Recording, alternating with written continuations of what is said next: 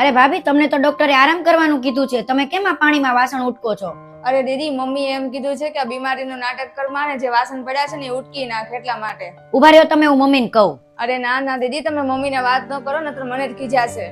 ના ના, તમે ચિંતા કરો માં, ઈ તો હું મમ્મી હારે વાત કરી લઈશ. અને પહેલા તમે આ વાસણ મૂકી દો, ઈ ઉટકી નાખીશ. તમે જાઓ અંદર આરામ કરો. હા, વાંધો નહીં. મમ્મી, આ ભાભીને તો ડોક્ટરે કામ કરવાની ના પાડી છે, તોય તમે એની પાસે કામ કરાવો છો? એને તો આરામ કરવાનું કીધું છે ને. ડોક્ટર તો કે તો હું આખો દી દવા લઈને પડ્યું રહેવાનું કામ તો કરે જ ને. તે દીકરી અને વહુમાં ભેદભાવ કરવાનું ચાલુ કરી દીધું ને, તને જરાય દયા નથી આવતી? ઈ તો આ ઘરની વહુ છે, એની જવાબદારી છે તો કામ કરે જ ને. બધા તારા જેવું જ વિચારે તો આ નિયમ ક્યારે બદલાશે? અને દીકરીઓનું શું થશે?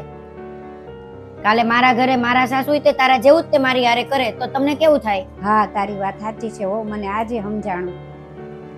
સાચી વાત છે કે હંમેશા દીકરીને વહુ વચ્ચે ભેદભાવ થતો હોય છે ઘણાય ઘરોમાં, પણ એવું ન કરવું જોઈએ. દીકરી અને વહુ બે એક સરખા જ છે, અને જે વહુ લાવ્યા છે એ કોકની દીકરી જ છે ને, તો આપણે એનું ધ્યાન રાખવું જોઈએ કે બીમાર હોય તો આપણે થોડુંક કામ કરી લેવું જોઈએ.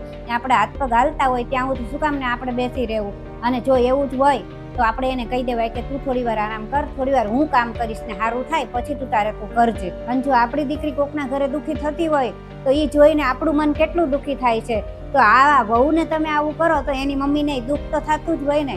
એટલા માટે હંમેશા યાદ રાખવું જોઈએ કે જે ભલે આપણા ઘરની વહુ છે પણ એ કોકના ઘરની દીકરી છે. તો આવો ભેદભાવ ન કરવો જોઈએ. બાકી તમને વિડીયો ગમ્યો હોય તો લાઈક, શેર ને કમેન્ટ જરૂર કરજો.